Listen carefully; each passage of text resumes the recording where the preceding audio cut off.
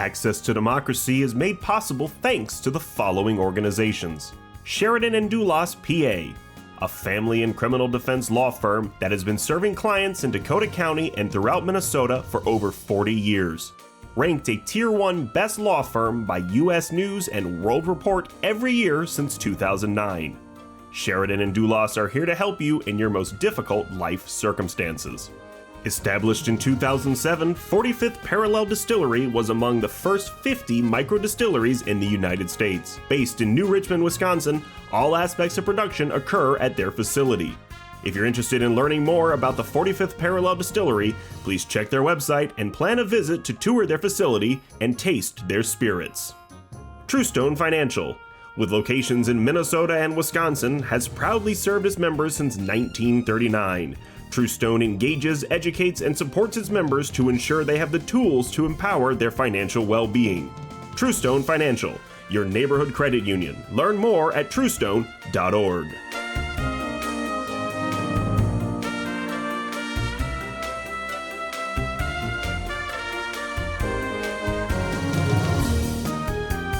This is Access to Democracy. Welcome to the program and thank you for joining us. I'm your host, Bill Raker. And today we're going to be talking with a guest that I've been anxious to have on the program for quite some time, but he's a very busy man with a lot of responsibilities, and finally I was able to get on his schedule. Welcome to Access to Democracy, Peter Fitzgerald. Thank you, Bill. Really fun to be here.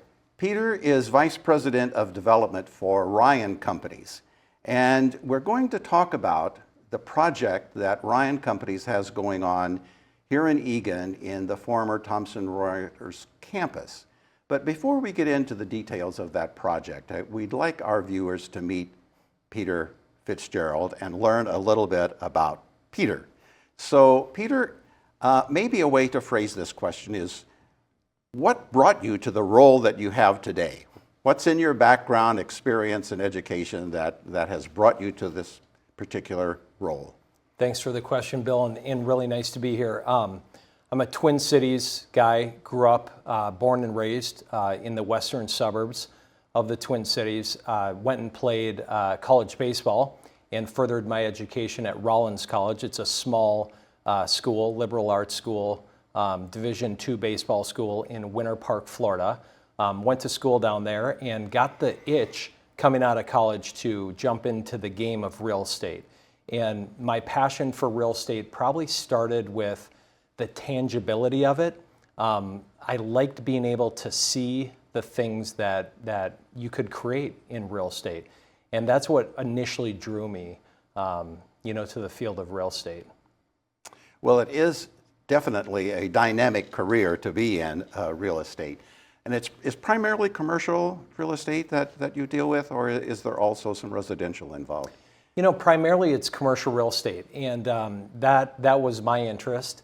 The residential field is fascinating on its own, but commercial real estate has really been my passion. And so after graduating from Rollins College, entered the workforce, not knowing a thing, of course, but knowing that I did have a passion for real estate. Started my career at a company called Cushman & Wakefield, and spent the majority of my career, about 15 years, doing what we call commercial brokerage.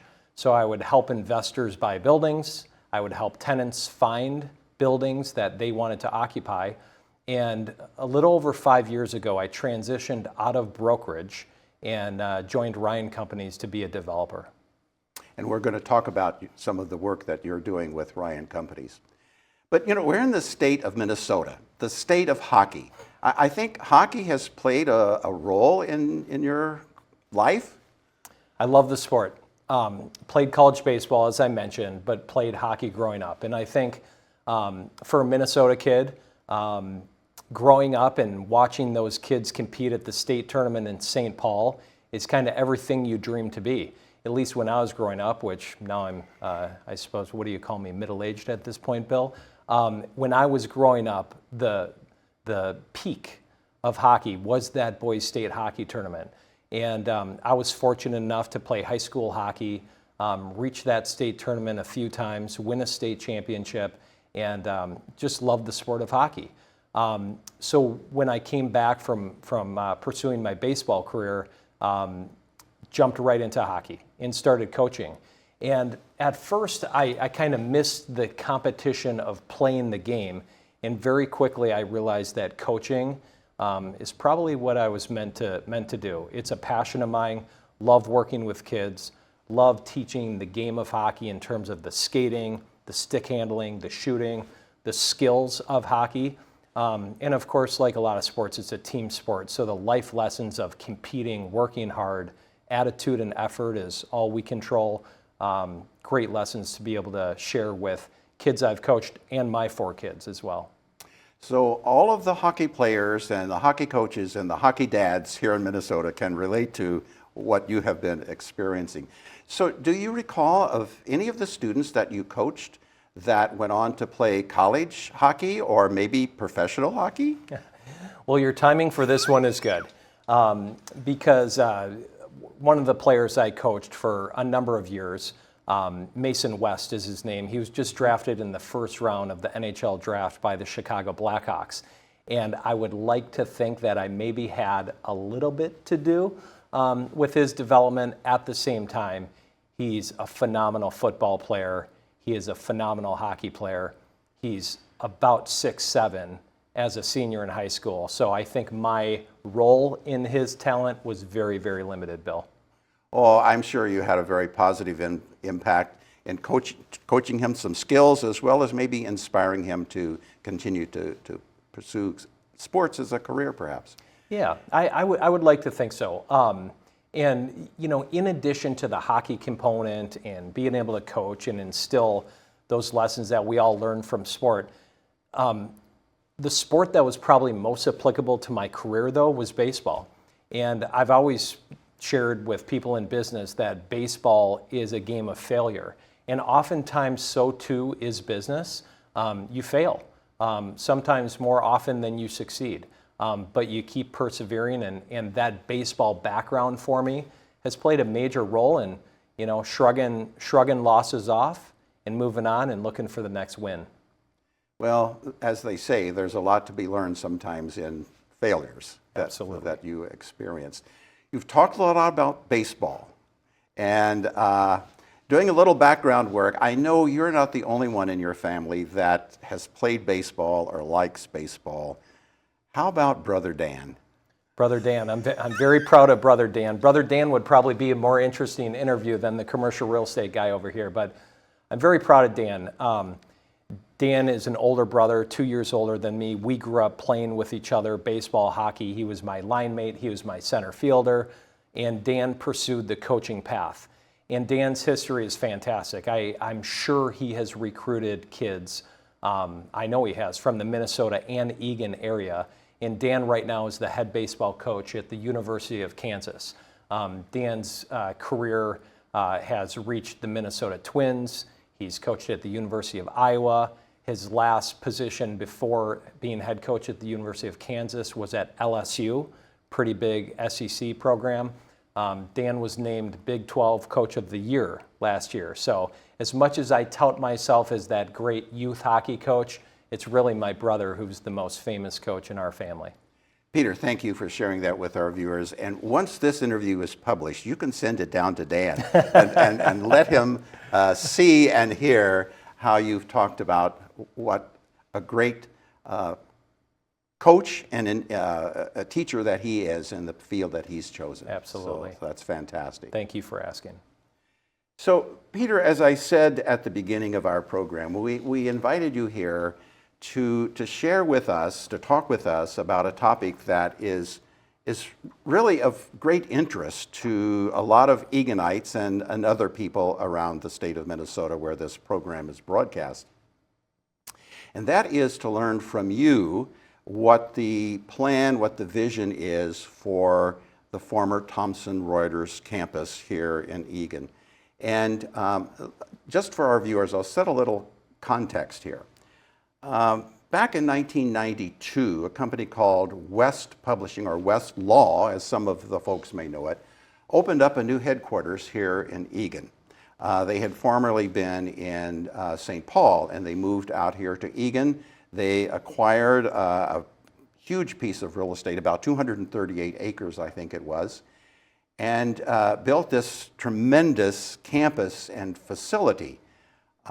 The office space itself was about 1.1 million square feet of office space. There were other buildings like a data center, a printing plant, a warehouse, shipping docks.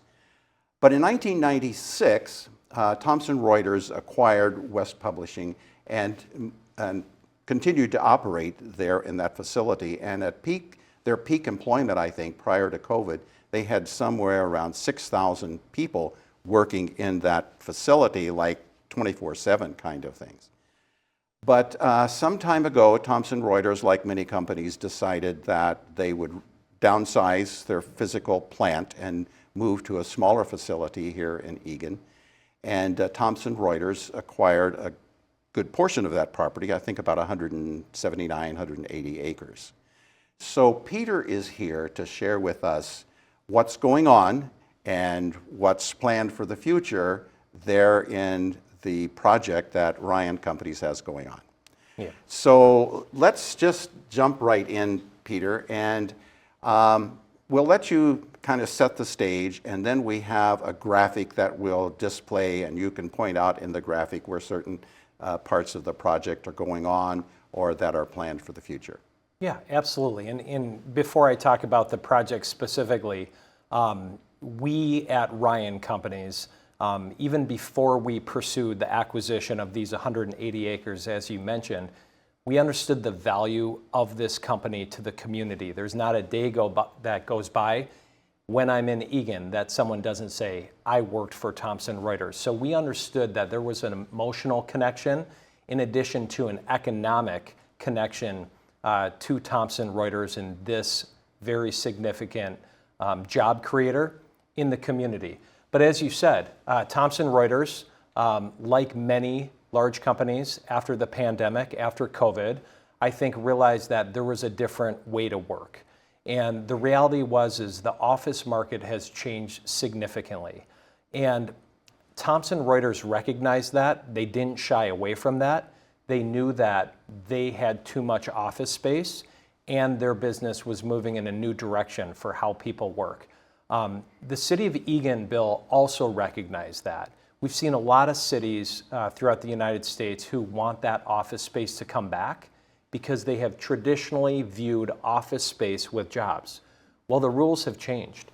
And the city of Eagan and Thomson-Reuters, I'm sure in close partnership, decided that it was time to sell that asset.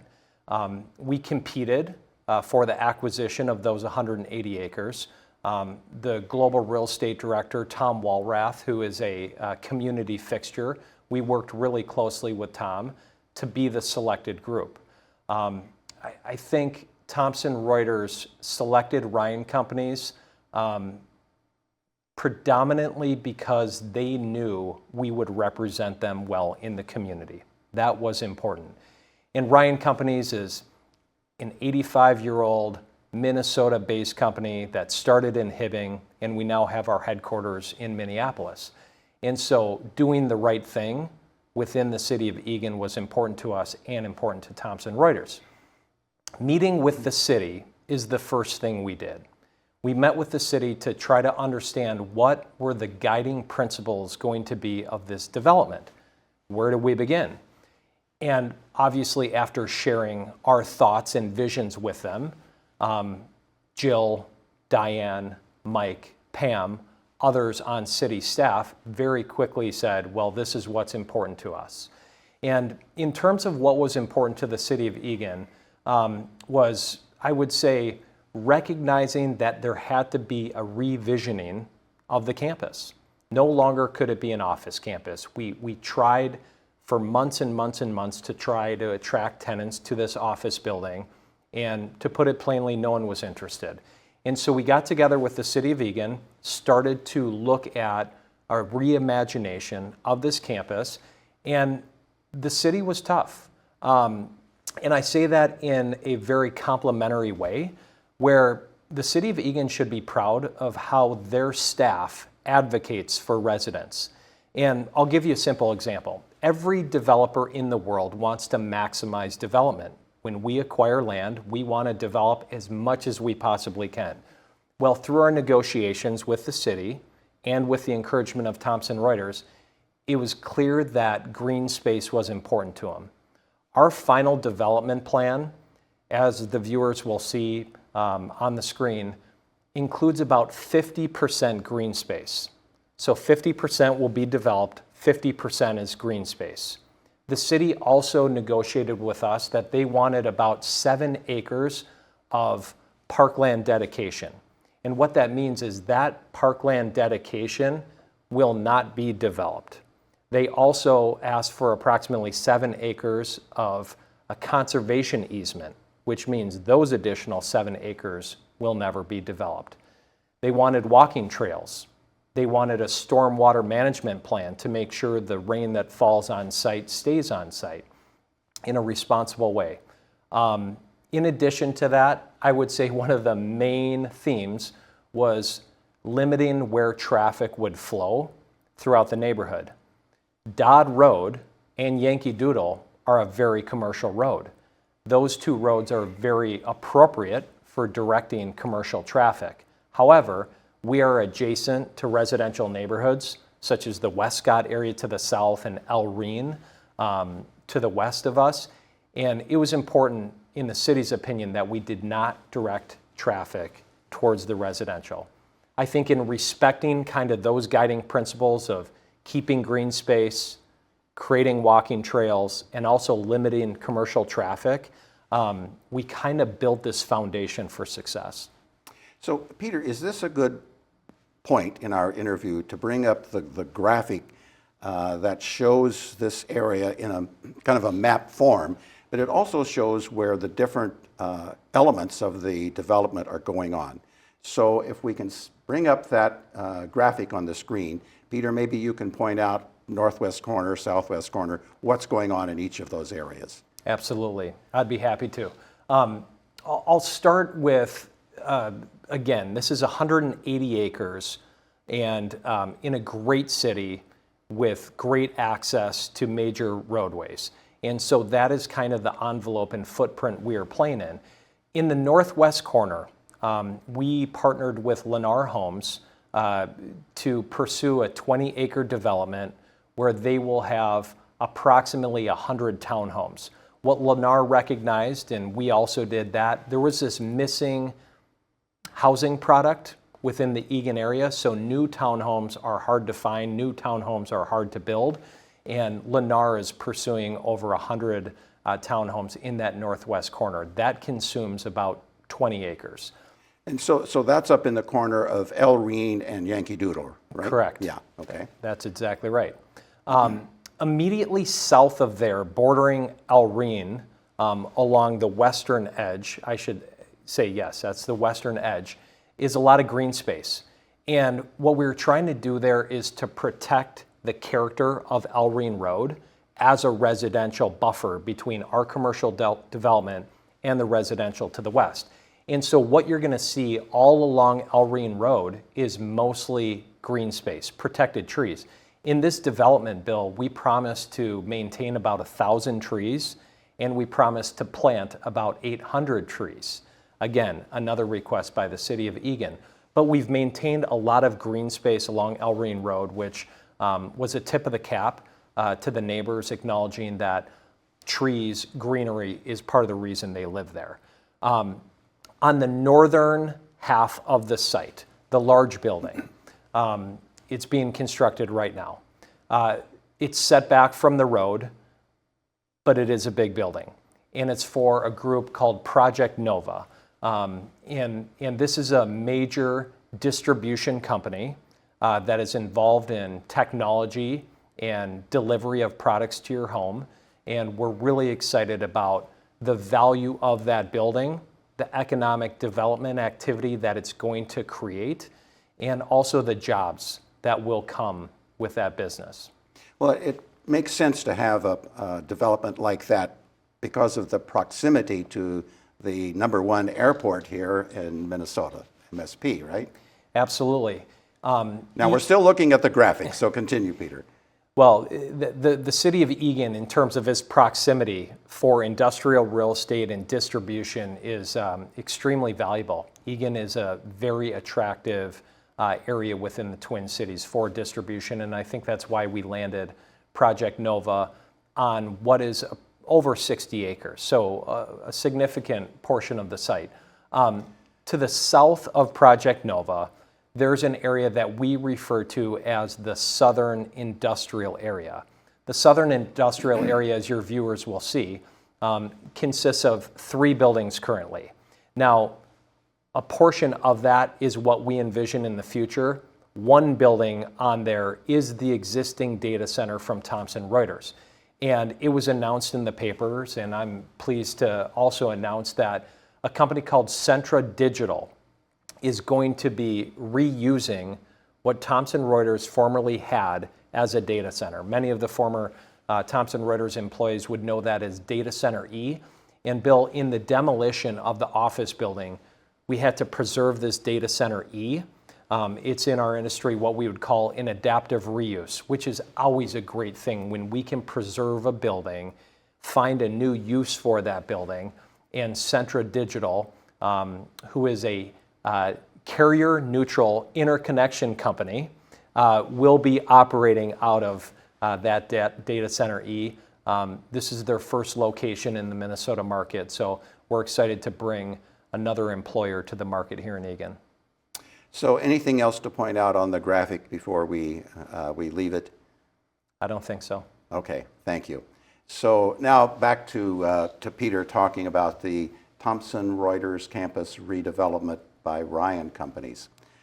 So is all of the development, the full project now been scoped out and you know exactly what's going where? I would say except for 30 acres. So if we started off with 180, we still have essentially a blank slate for 30 acres in and around Data Center E where the former office building was. And we are actively marketing that to try to attract great companies to come to the city of Eagan. I think the speed at which we've been able to develop this is really an acknowledgement of Thomson-Reuters, the city of Eagan, and Ryan Companies all having a shared vision. Because remember, these commercial developments in any city, and especially Eagan, these commercial developments are an important tax base for the city. Commercial developments pay property taxes in a significant way. And it was important for the city of Eagan, thinking about the economics of the city of Eagan, to make sure that we revitalize this campus quickly and we bring in very valuable tenants with very valuable buildings. And so what's the timeline for when you see this project being completed? 180 acres takes a long time to develop, I'll say that. But the fact that we have 30 acres left and we're actively negotiating with tenants right now, I would like to think that we would land 2 additional tenants on those remaining 30 acres in the next 4 or 5 years. So if any of our viewers know of any companies that might be interested in partnering with Ryan's to complete the development, the contact information is on the screen. So we encourage you to pass along a lead if you're looking for one, Peter. Thank you, Bill. Appreciate it. So what has been the biggest challenge that you faced, or the biggest challenge that you see going forward to bring this vision into reality? I think the biggest challenge so far has been trying to find that right balance between what developers do, which is develop land, create commercial product, and also respecting the adjacent residential neighborhoods. That was a key priority for us. So in this process, Bill, we held several neighborhood meetings, and we wanted their voice to be heard, and we listened to those voices. We wanted to understand what their concerns were, what they were excited about.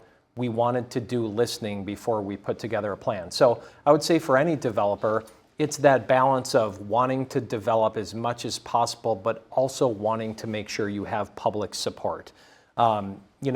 City council made it loud and clear, what their direction was, what their important guiding principles were as well in terms of directing traffic, creating economic stability on this campus. But it has been a fantastic project. I will also say that when you are constructing buildings for really large companies, you want to do it the right way. You want to do it in a responsible manner. You want to do it in a safe manner. And that's something at Ryan Companies that is probably central to what we do. We do a lot of development work, but we also do a lot of physical construction work. And so when we're moving earth around, when we are putting steel up, these are important jobs that we are providing to the state of Minnesota, but they can be dangerous jobs at times too. So I would say front and center on Ryan's radar is always the safety of our contractors who are actually building these buildings. And so Ryan Companies does have its own construction company, I think you Correct. mentioned. And there are other companies, subcontractors maybe, that go into finishing out the work. Do you have all of those in-house as well, or do you sub out some of that work? We sub out quite a bit. We partner with a lot of subcontractors throughout the Twin Cities, throughout the state. Ryan is what we'd call a general contractor, and most of the folks that we bring in, our experts that we bring in to move the earth, to erect the steel, they are subcontractors mostly. Peter, this has been an absolutely fascinating and enlightening discussion of this project here in Eagan, but also about Ryan Companies and about yourself. So with a couple of minutes that we have left in the program, any parting thoughts that you'd like to leave with our viewers? I would say we felt very welcome by the city of Eagan, and Ryan Companies views the city of Eagan as an important partner to what we're able to accomplish at the former Thomson-Reuters site.